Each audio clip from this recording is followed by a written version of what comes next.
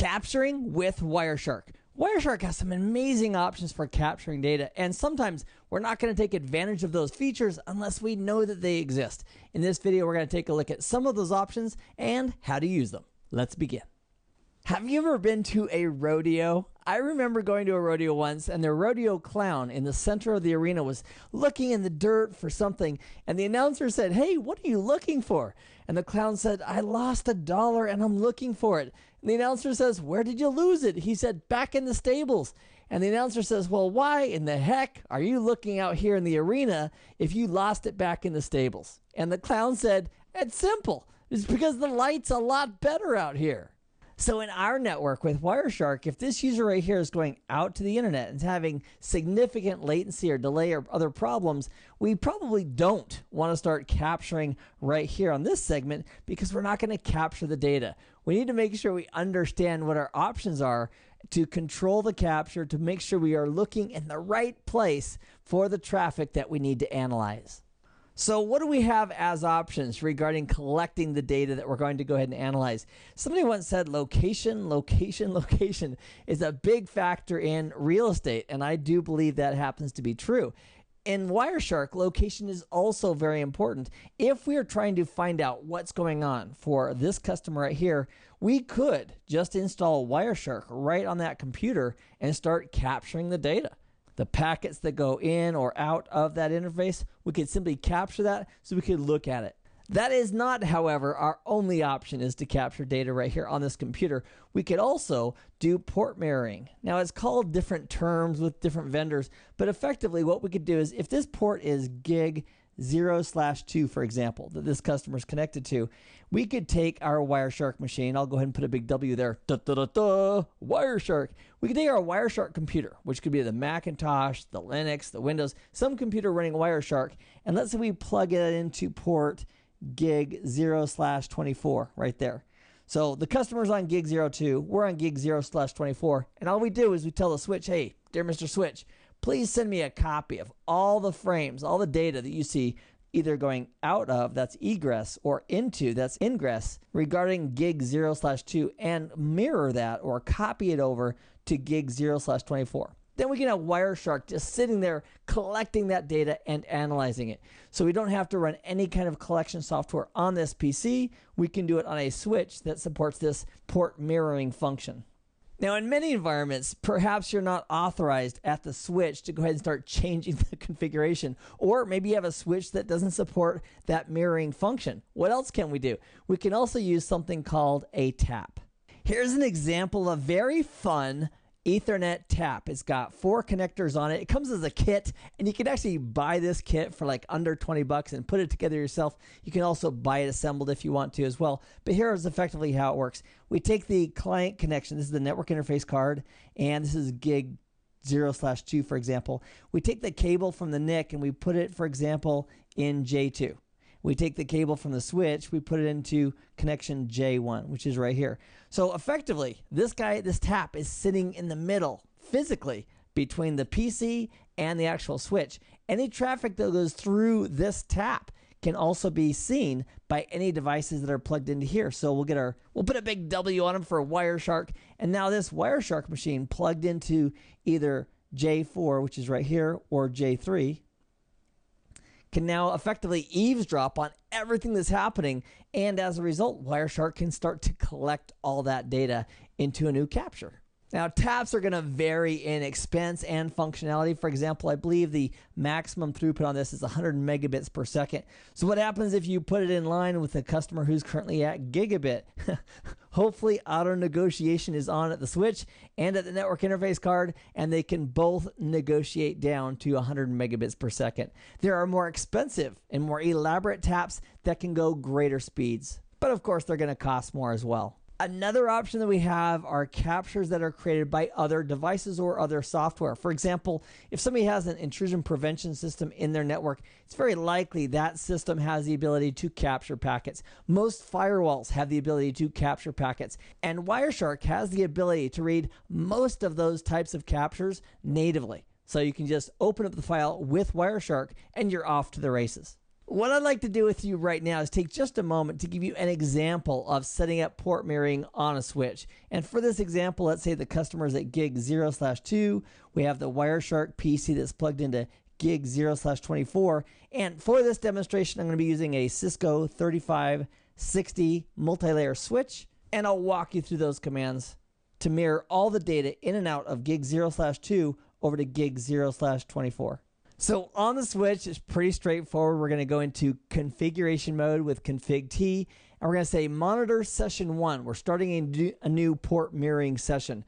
We want to say the source is going to be gig 0/2, both traffic going into and out of that port, and we want the destination for this monitor session to be gig 0/24. It really is that easy. If we want to verify the details, we can do a show monitor, and it shows that our source port is gig 0/2. The destination port is gig 0/24. And we're not restricted to just collecting data on ports. If we wanted to say, you know what, I want to collect the data for the entire VLAN and replicate that to a destination port, that is also an option.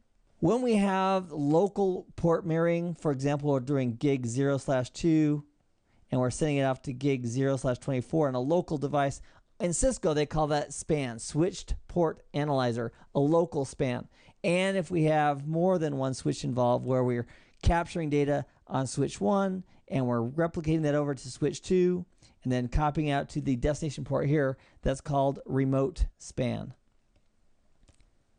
Another challenge comes up is when we have our Wireshark machine and it's got multiple interfaces. Let's say I have interface 1, 2, 3, 4, and we're listening in. We want to make sure that we tell Wireshark the correct interface to use to collect that data. And we also have the option of setting up filters. For example, we can say, you know what, if we're connected to this port right here, gig 0/24, and it's set up with mirroring, like we just did, we can actually set up filters, capture filters, and say, you know, Mr. Wireshark, even though we're sending you copies of all the data that are going in and out of gig 0/2, I don't want you to have to process all of that data. Go ahead and filter out and only select the data that I tell you to. For example, maybe only certain types of protocols or certain addresses, if they're present, are going to make it into the capture.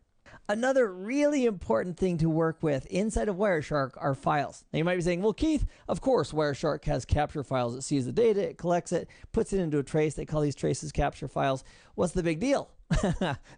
Let me share with you what the big deal could be. Let's say with authorization that you've plugged into a customer's network and they're experiencing some type of a problem. Let's say we plugged in right here. And let's furthermore say that they have some kind of a routing loop where R1 sends packets this way and R2 sends packets this way. Maybe not for all traffic, but maybe for some types of traffic. They're doing policy-based routing or something else. Well, if packets are looping like this, the TTL is going to be reduced by 1 every time it hits a router.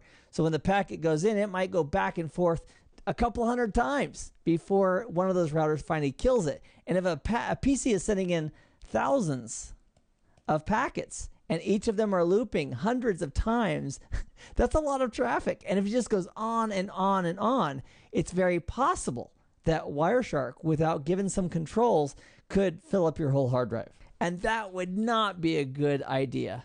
In reality, if we get much more than 100 megabytes per file, it just becomes unwieldy and more difficult to work with those size of files inside of Wireshark. So the good news is that you and I, by just setting a couple really easy capture options, we can absolutely control the maximum file size. And if we need to capture, for example, for 24 hours, we can do that.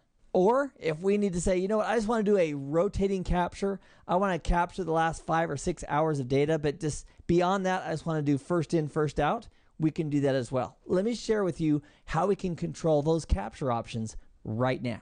So in Wireshark, these options right up here, we have the interface list, the capture options, and the start option for starting a capture. Those 3 options happen to be right here on the start page as well. Let's go ahead and start with the top left and take a look at the interfaces that are available to us for capturing. This is a fantastic way to help identify, if you have lots of interfaces, which of your interfaces are the most busy, which ones have packets moving. If we have an IPv6 address, that is the address that will show. That gives us a good indicator of which interface we're talking about. Also, if we have IPv6 addresses as well, a dual stack computer with IPv4 and IPv6 on the same interface, it'll show the IPv6 address here. With a click, we can change that over to IPv4 just to verify which interface we're talking about. Another really cool feature is that if we go to details of these interfaces, it can provide additional information for us as well, including the detail of whether or not this interface is going to support wireless. And that's a really good indicator if we have an interface that's on a wireless network that we could also use to gather additional information in a capture on a wireless network. So we'll go ahead and close that. I also want to close this.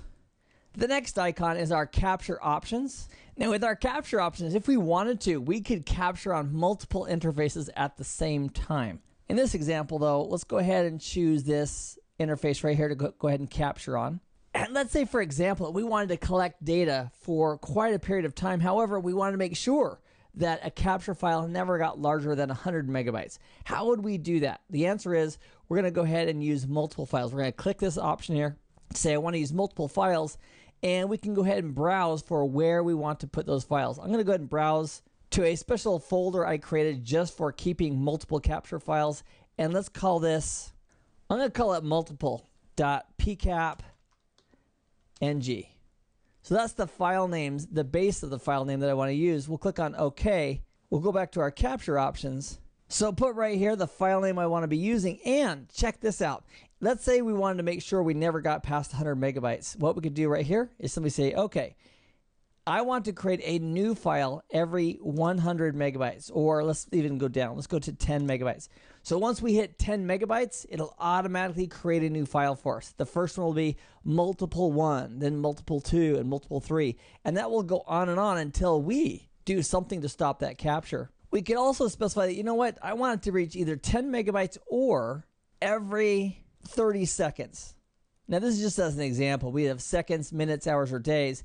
And so what this says is if 10 megabytes is hit, if the capture gets that big, we'll automatically go to the next file. Or if 30 seconds goes by.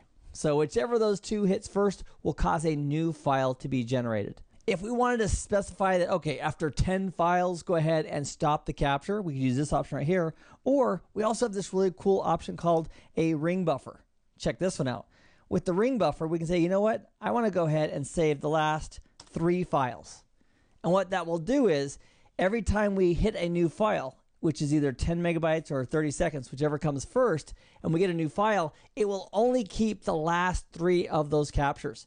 So that way it'll continue to capture over and over and over again, but it will only keep the last 3. So if we're worried about a disk space issue as far as how much data we're going to collect, that's one benefit of using this ring buffer right here. We could also set up a stop capture based on after so many packets or after so many megabytes or after so much time has gone by with this option right here.